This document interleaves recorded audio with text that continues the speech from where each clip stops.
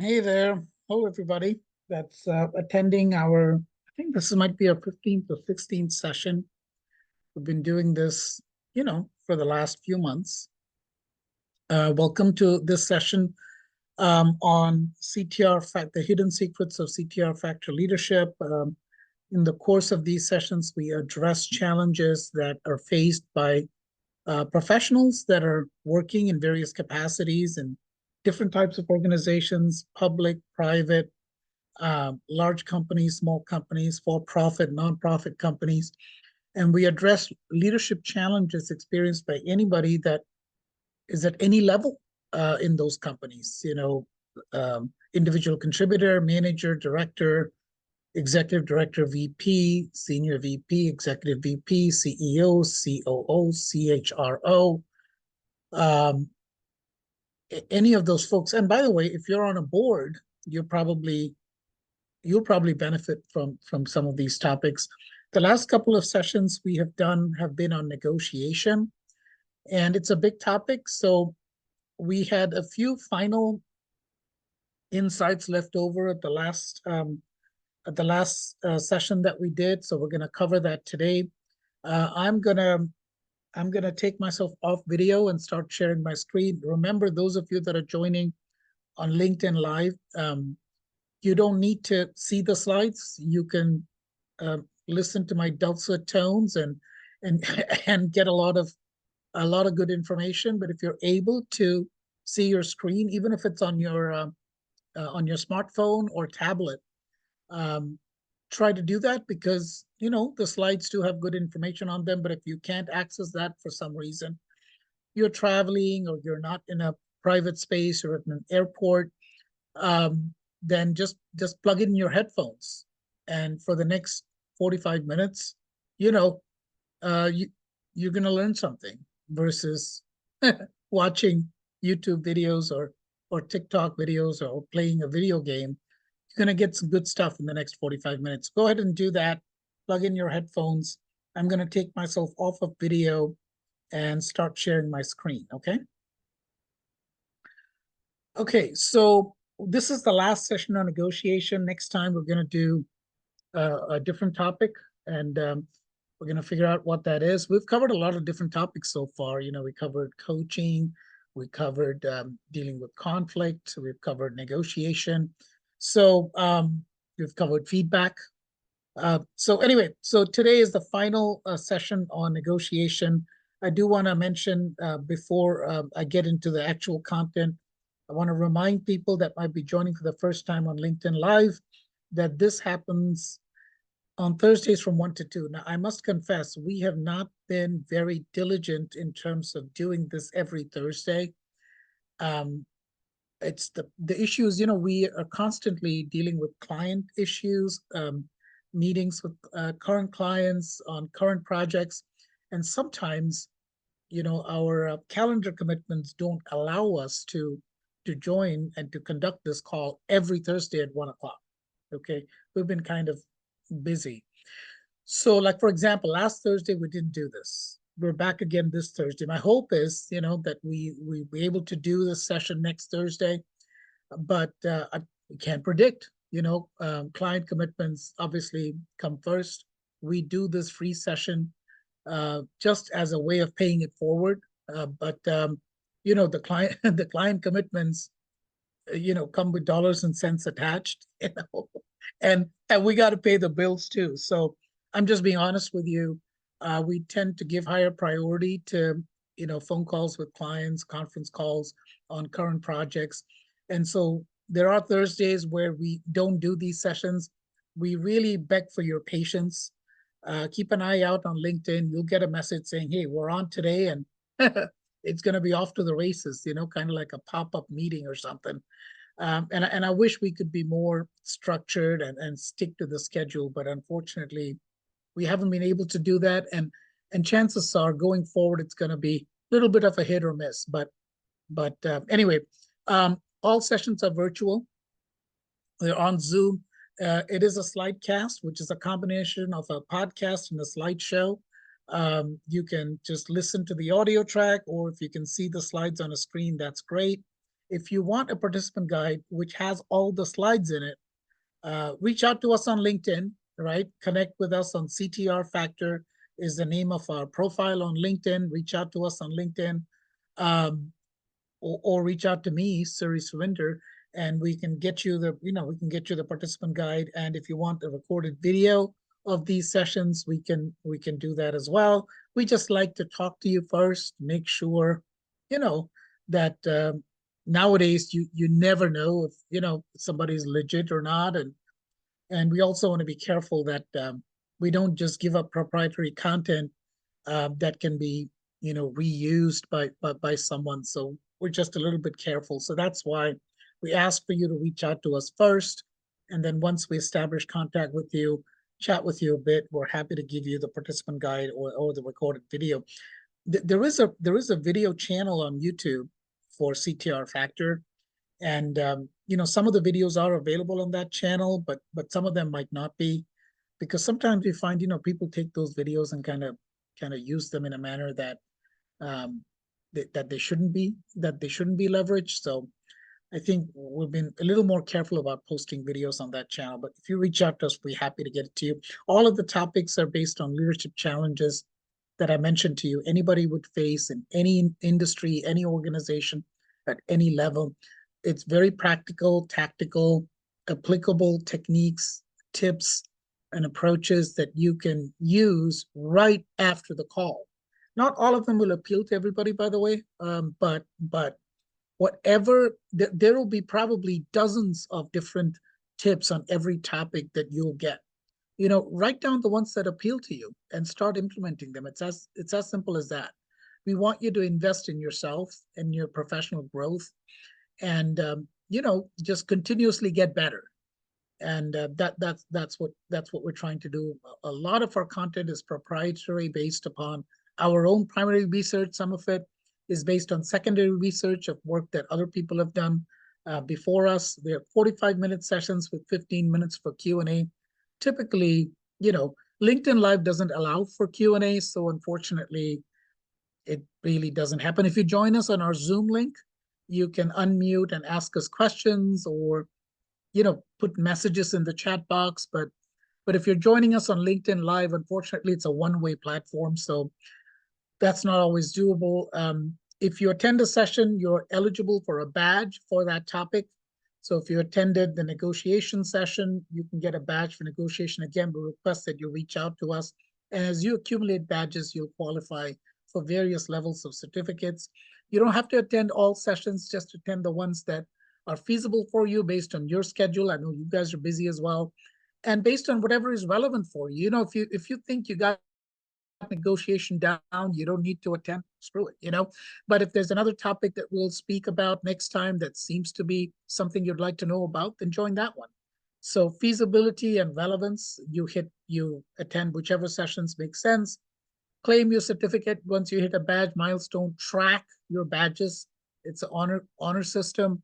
You track your badges, you track the number of sessions you've attended, and if you've attended 25 sessions, you're eligible for a foundational certificate in the hidden secrets of CTR Factor leadership. Okay, all right. So that's sort of the preliminary. Now that we've gotten that out of the way, let me get to the meat of the program, which is really the content. This session on negotiation is in three phases, three pieces. Okay, we've done 2 sessions before. This is the third one, I think. The first session was really about assessment.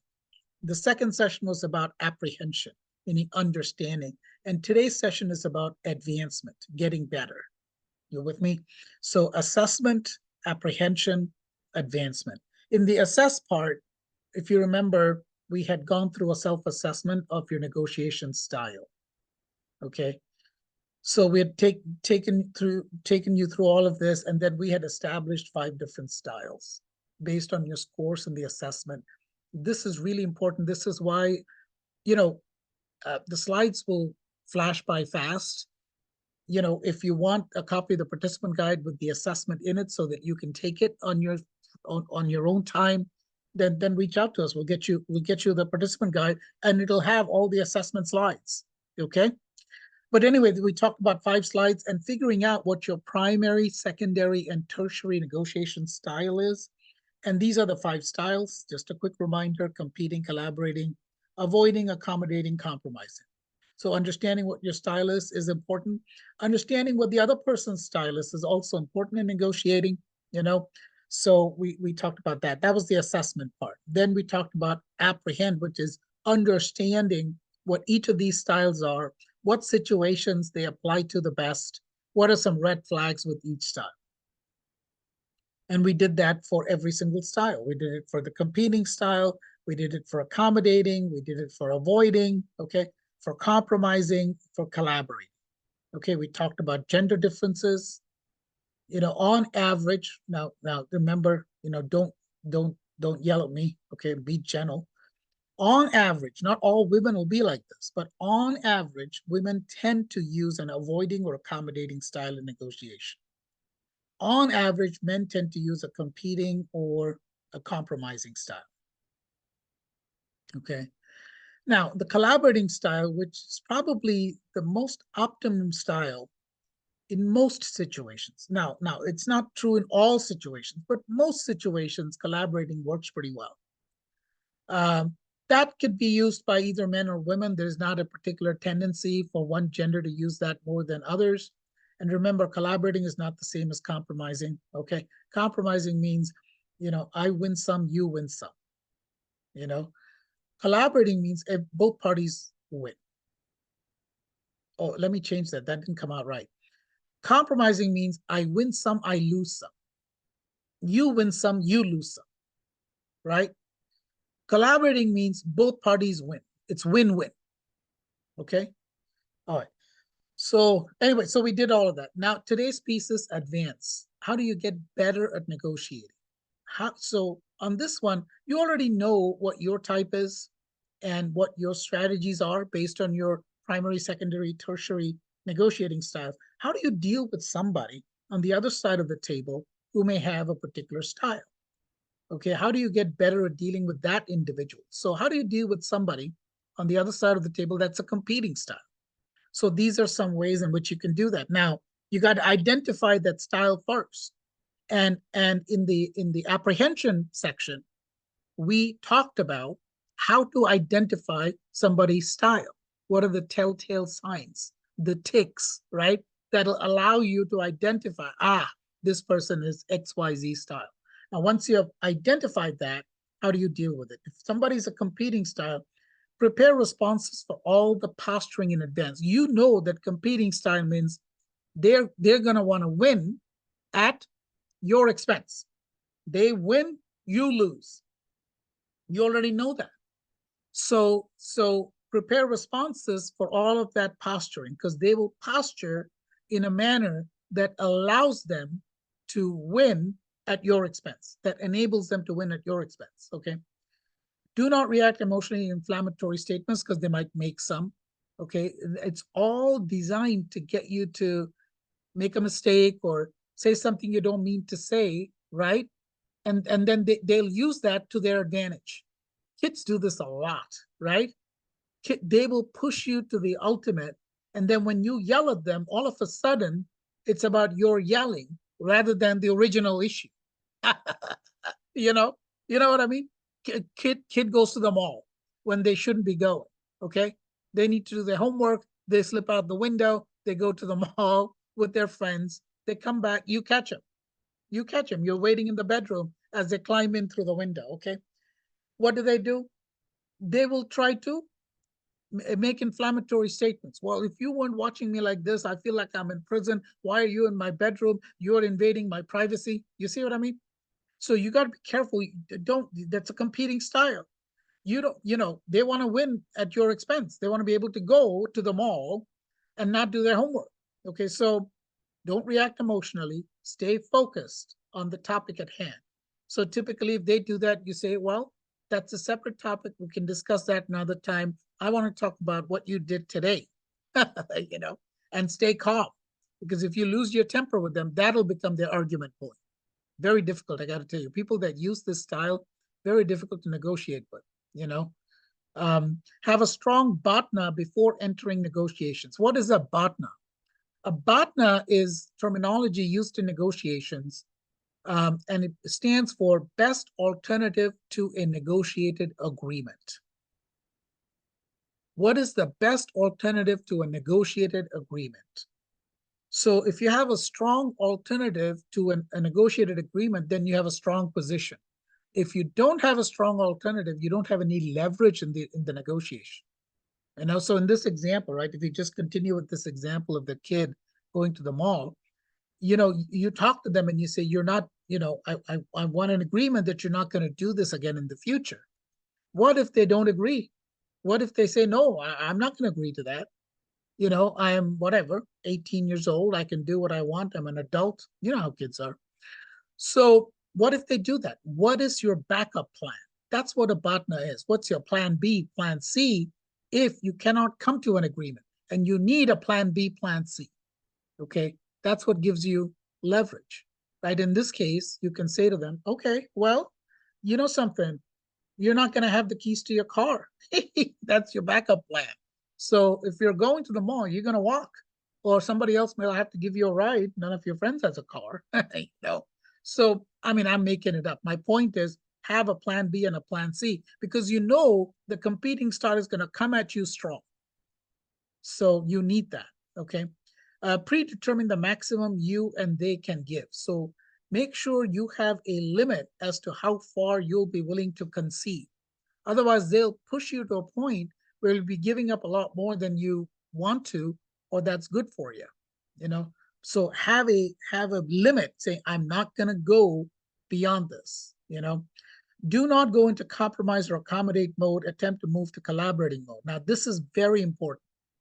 With competing styles, it's easy to slip into accommodating style. Competing style is they win, you lose. Accommodating style is I lose, you win.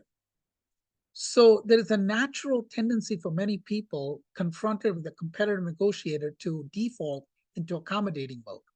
Okay, resist it if you can, unless you feel it's the right thing to do. They have all the leverage in the interaction. You have nothing. You need whatever it is that they're giving you. Okay, so then you can go into accommodating mode. But unless that's the case, try to resist going to accommodating mode or compromise. Compromise mode is, remember, I win some, I lose some, you win some, you lose some. But try to move into collaborating mode, which is a win-win. A win-win. So both parties win. So how can you do that in this case of the kid going to the mall without permission, and without doing their homework? Okay. The compromise solution, the accommodating solution would be, well, whatever, you're going to do what you're going to do. I don't care. You give up. That's the accommodating. The compromise solution would be something like, I don't know, you go through the front door and you let me know that you're going so that I know where you're going, And by the way, make sure your phone is on so I can know exactly where you are, that you're safe. That could be a compromise. You're giving up a little bit because you're letting them go. They're giving up a little bit because they're letting them watch where they are. Okay, that's a compromise. Collaboration would be out of the box options that says, something, you want to go to the mall. Here's what I want you to do. I want you to show me the homework that you've completed. I'm going to review the homework, make sure it's good, and then you can go. You win because really you want them to do their homework. They win because they get to go to the mall. Win-win. You with me?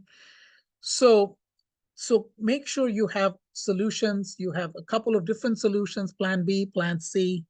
Okay, preparation is key for dealing with competitive negotiators because they're aggressive and they're going to take you for everything you got. Okay, all right. So now let's go to the next one, which is next style, which is how do you deal with accommodating style. Okay, accommodating style folks seem to be easygoing. They're just flexible people. They tend to just kind of throw their hands up and say whatever you want, right? If I mean, at home, if you have a partner, for example, that you ask them, hey, where do you want to go to dinner? And they say, well, wherever you want. They say, what movie do you want to watch? Well, whatever you want. Okay. What do you want to do in the evening? Well, whatever appeals to you. That's sort of an accommodating style. Okay. Now, here's the thing. Accommodating styles will accommodate until they can't. A lot of folks that have a very accommodating style are very easygoing and flexible, but sometimes they are suppressing resentment because they feel like they're giving up, what they want all the time. Okay. So just because you're dealing with somebody that's accommodating in a given negotiation, don't assume that they're happy. Don't assume that they're not going to turn on you in the next negotiation, right? Because folks with an accommodating style will take a lot of stuff and will adjust and adjust until they're not able to do that. And then all of that resentment is going to come out and they'll become unreasonable and they'll shift to a competing mode. Okay. Okay. So even if somebody's accommodating, give them a little bit. Once in a while, give them a little bit because that you want that accommodating style to continue, So you want to make sure that you're not constantly pushing them into accommodating mode. So avoid resentment by not pushing them too far, right? They don't push them too far. Switch to compromising mode if needed. So if they keep saying no, whatever restaurant you want to go to, whatever cuisine you want for dinner, once in a while you say, you know what, I know last time we went to a Thai place because I like it. I really want to go to a place that you like this time, and give them a little bit. And it may be tough to get them to even say what they want because they're not used to it, but find a way to figure it out, and then do that. And they'll be so thankful that you can then go to a Thai place for the next 5 times and it'll be fine. But once in a while, give them what they're looking for. On a few less important negotiations, let them win. If the negotiation is not that important to you, let them win. You're picking I don't know. I'm just thinking of personal situations because sometimes business situations can get a little messy. But personal, you're picking a wall to paint, and it's a room that you don't spend a lot of time in. You know what I mean? Like you're not in that room that much. Let let them pick the color. Let them win. Give them something of lesser value to express gratitude. And then don't let the wind go to your head. Right? Don't jump up and down and don't exult in your victory every time. Don't do those things. And like I said, this applies to personal and business situations. If you have a vendor that basically agrees to whatever terms you present to them pretty much all the time, you get used to them being accommodating. Okay. What's going to happen one of these days, that vendor is going to grow enough and have enough alternative customers and clients that they will stand up for themselves. And you'll be surprised, you know, you'll be surprised. So always remember, right, that you don't want to push accommodating styles too hard. Okay, let's go to the next one. The next style, okay, dealing with avoiding style. How do you deal with the style that is an avoiding type of style? Avoiding folks, it's not like they agree to everything. They don't come to the table, they don't negotiate, they don't talk about the topic. They avoid the topic. Okay? They avoid the topic. Now, remember, in some cases, the avoidance style is actually a good style because if you're avoiding dealing with something and you're doing it intentionally, because you want to put time pressure when you do come to the table, you want to exert some time pressure on the other side, and you know that the other side has more time pressure than you do, then avoiding can actually be a brilliant strategy. You don't discuss something, right, until you're good and ready and they are under time pressure, you know? So, that's one way to do it is you avoid until you're ready to discuss. But now when you're dealing with somebody that's avoiding, the discussion, don't assume that absence or silence is a sign of weakness, because they might be carefully thinking this through and avoiding the discussion. So don't assume because they're not addressing it that they're weak. Okay. Also, avoiding style folks tend to be passive aggressive. You know, they tend to do things behind the scenes. It may look like they're avoiding discussion, avoiding negotiation, but behind the scenes, they may be doing stuff that gets them what they're looking for. So anticipate some of those moves, push to close the deal quickly, avoid delays, because you don't want to be under that time pressure, under the gun.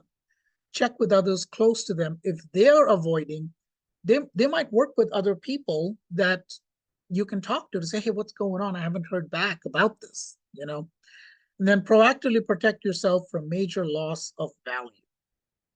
Proactively protect yourself from major loss of value. That is probably the most important thing I'll tell you, because avoiding styles are probably the most deceptive style. Probably the most deceptive style is the avoiding style. Because people tend to think, they don't want to talk about it. I'm not going to address it. Things are going along well. Why rock the boat? You know what I mean? Well, let me give you an example. You did a performance assessment for somebody on your team, okay? And they when you were talking to them about it, when you were sharing your assessment with them, they didn't seem to be happy, okay? But they didn't create a huge fuss, right? They didn't completely accommodate either. They didn't say, okay, well, whatever it is, boss, I mean, I accept it. They didn't do that. But you could tell they were not happy. And you left them with the performance assessment, and you expect them to sign and return it to you, right? That's what you got to do. The employee has to sign the assessment saying that they understand what was told to them and they agree with it. And that's the last formal step of making that performance assessment part of the record. Well, let's say they don't come back to you with a signature, okay? And they take their time, it's a couple days, now it's a week, right? So now that's an avoidant type of situation. Now apply some of these techniques to that situation, okay? Don't assume that because they haven't signed that it's a sign of weakness, okay? Anticipate behind the scenes moves. So what does that mean? Well, they haven't signed. What else could they be doing? They might have reached out to HR, okay? They might have reached out to your boss complaining about their assessment. You don't even know about it. You know what I'm saying? They could have made a complaint to EEOC. You don't know what they're doing, okay? And if you think somebody's an avoiding style person, then you should be extremely wary and careful, okay, about some of these things. So anticipate some of those things. And how do you act based on that anticipation? Number one, talk to your boss. Before they talk to your boss, you talk to, you don't even know if they've talked to your boss or not. But you don't know, they might have. So what do? You go to your boss and you say, hey, I just wanted to keep you informed.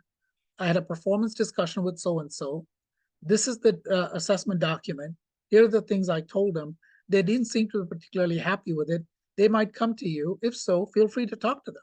Okay, but I wanted you to have this information in advance so that you have both sides of the story. They're going to tell you their side of the story if they come to you, but I wanted to tell you my side of the story in advance. See?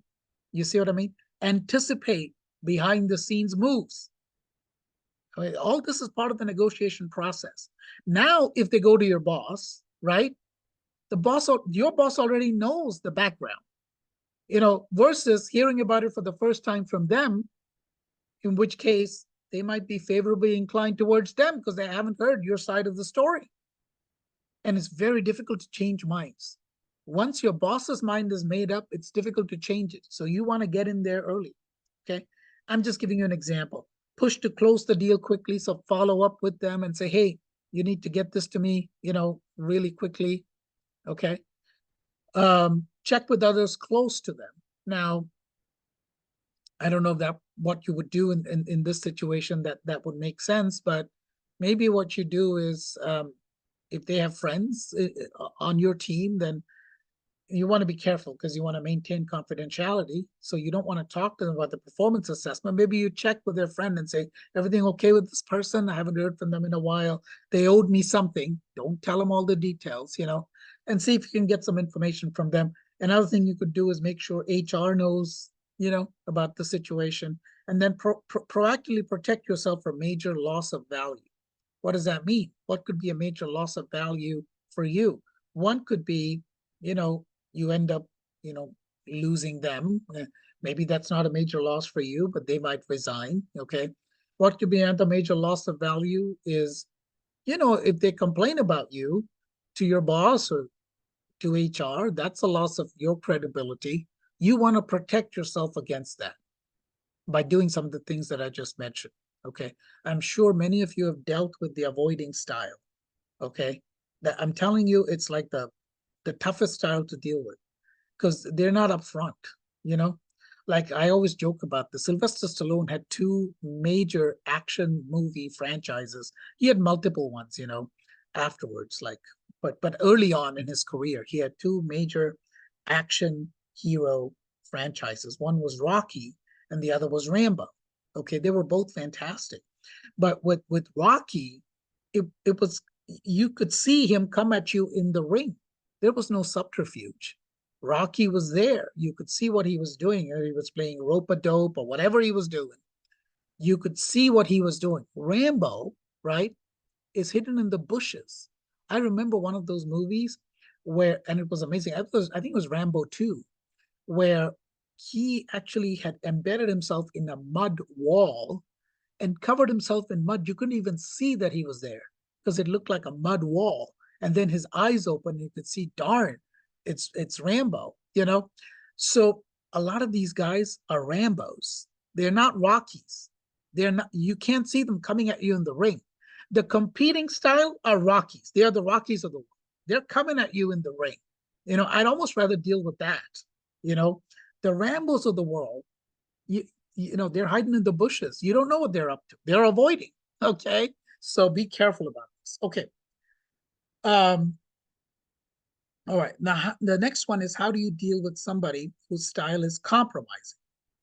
Okay. Compromising. Now with compromising, remember, the compromising style actually favors the person who starts off with a more extreme position, right?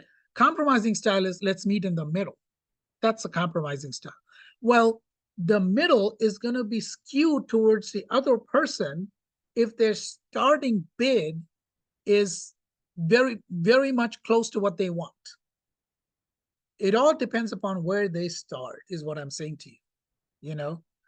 So what would be a good example of this? A price negotiation is a good example, right? On a bid.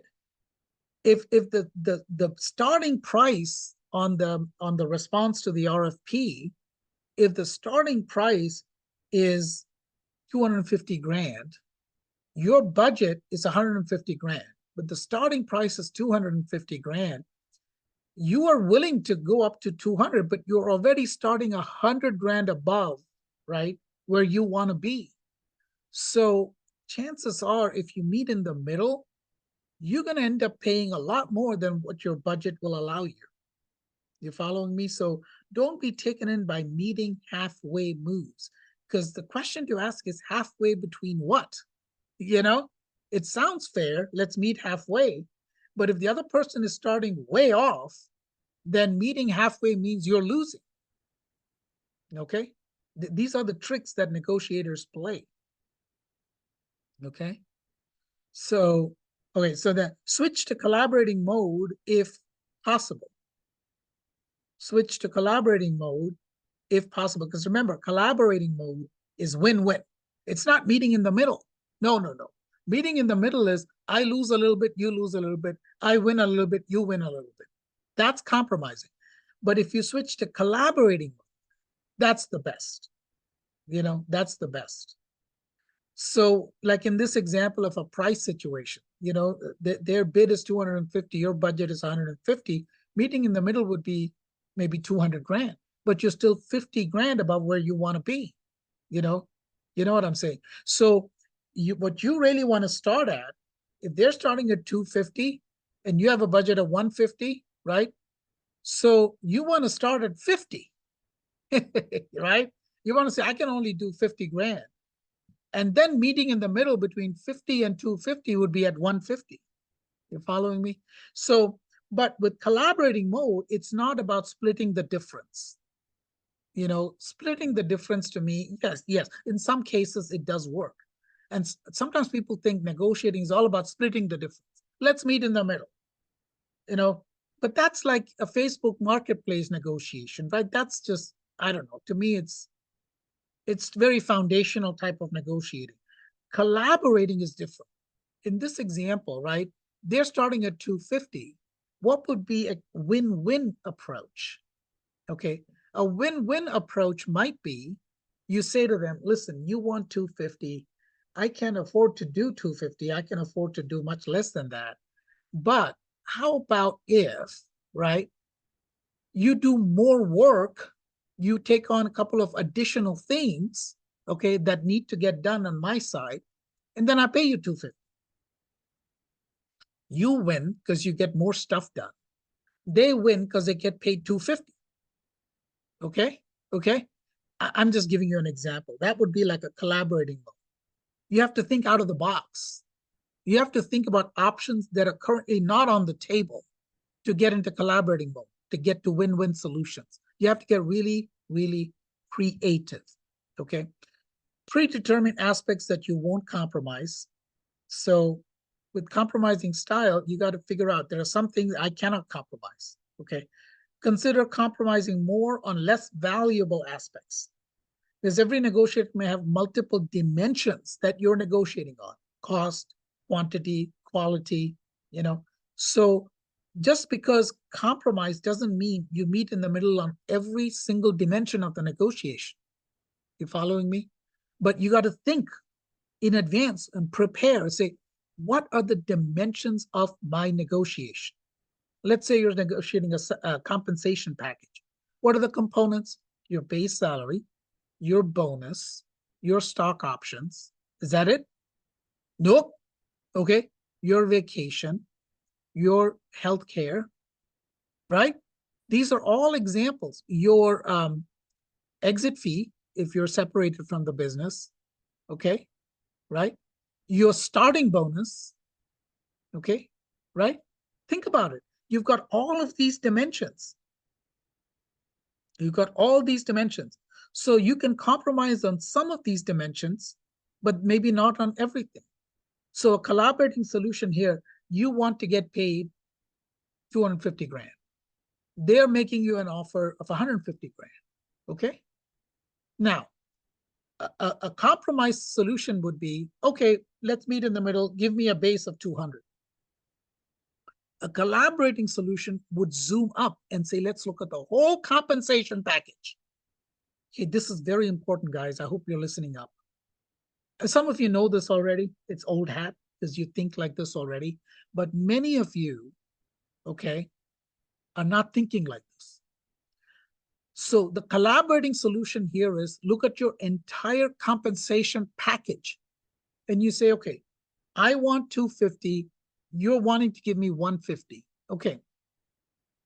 What can we do on bonus? Can you increase my bonus?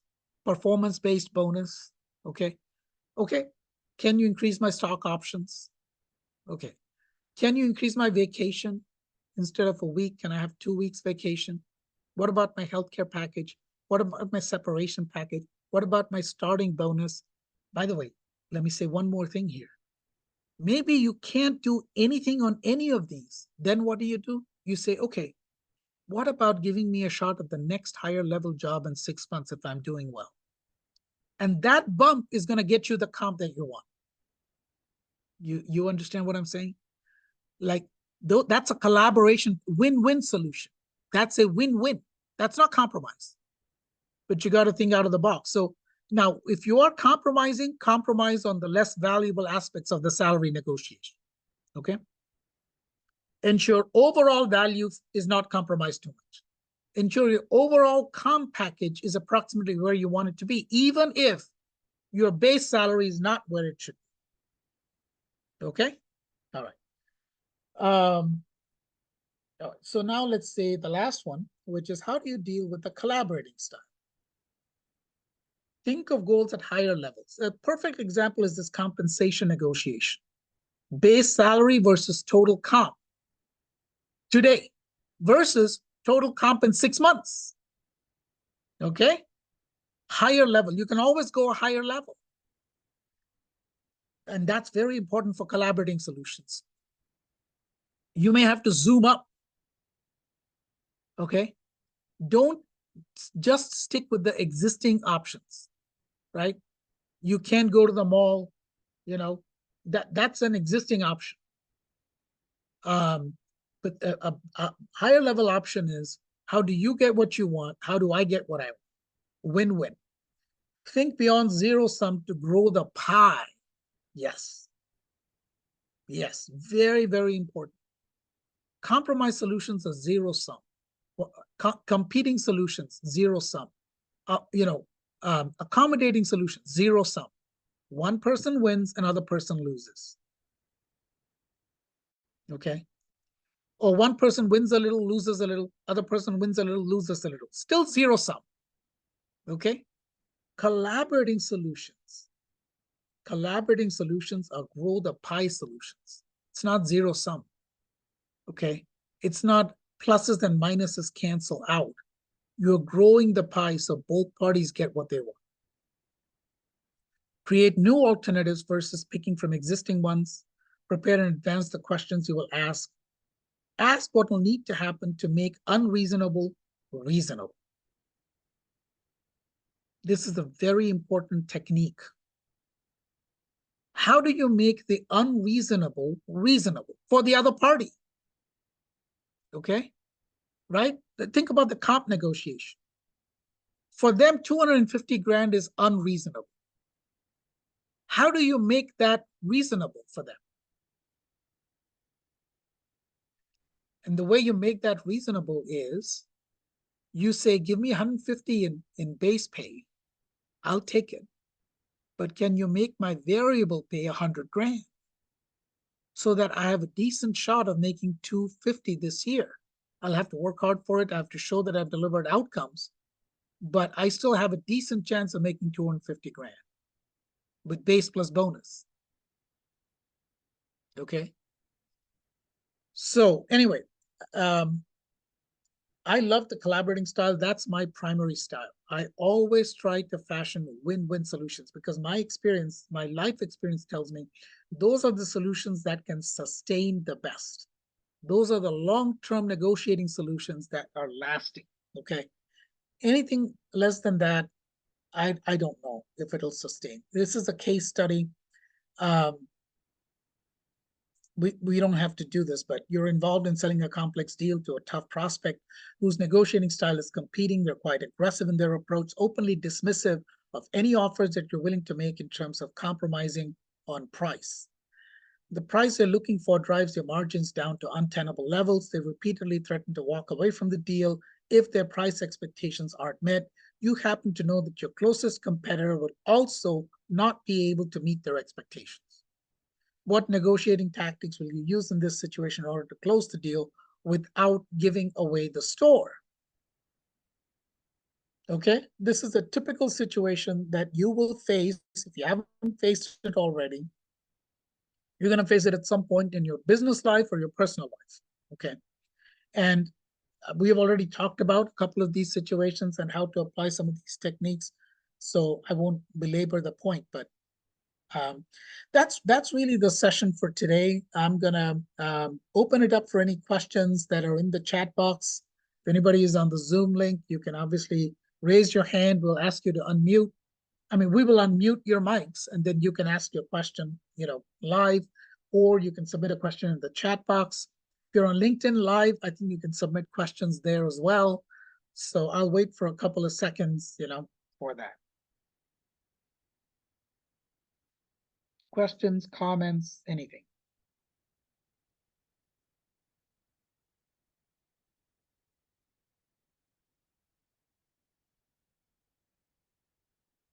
I hope this was useful for you. This is the last session on negotiation. Next time we'll have a different topic. It'll be just as interesting. Well, I hope that this was interesting. Maybe it wasn't, but um, our hope is that the next topic is going to be just as relevant, interesting, insightful as this one was. And that topic may extend for a couple of sessions because we like to discuss these things in detail.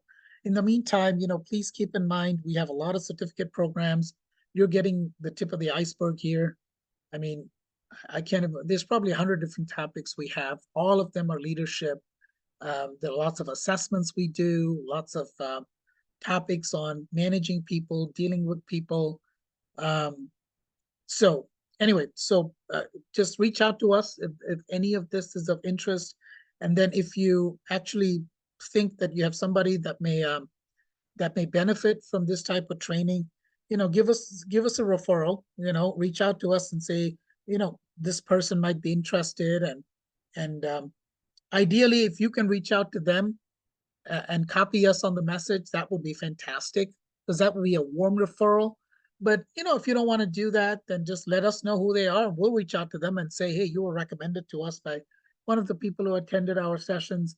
And if something happens as a result of that, you can, we have a very generous client referral program, and we'll be happy to share the value that's generated as a result of your referral. Be happy to share a piece of that with you, up to 20% in value. And you could take that either in cash or as a gift card or in products, as a donation to your favorite charity, or as a discount towards services that your company is getting. Okay, so any other thoughts or comments? I'm going to stop sharing here. Anything else before we adjourn? Hopefully we had 3 sessions, I think, on negotiation. Hopefully they were useful for you. Remember, if you want the participant guide, reach out to us. If you want a recorded video, reach out to us. We're always here for you. Connect with us on LinkedIn, become a follower of CTR Factor. We welcome you into the family. Once you're in the family, you can never leave. It's like a Hotel California. You can check out anytime you like, but you can never leave. You're part of the CTR Factor family. We value you. We value our relationships with you. We've been around 15 years, so we have a lot of friends and supporters out there in 250 companies that we have served in the course of the last 15 years. We're hoping to add to that. Hopefully you can help us build out our family some more.